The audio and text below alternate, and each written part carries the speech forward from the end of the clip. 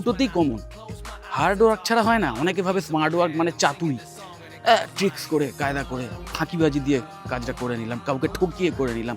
সেটা smart work নয়।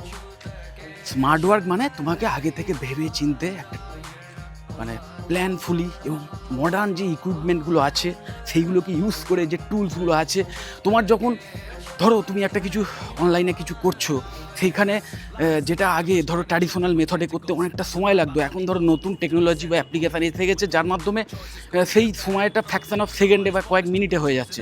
তাহলে তাও যদি তুমি সেটা না ইউজ করে তুমি ভাবো যে না আমি আমার ট্র্যাডিশনাল ওয়েটাই ইউজ করবো, করতেই পারো, কিন্তু সেখানে তোমার সময়টাও নষ্ট হবে, এনার্জিটাও নষ্ট হবে।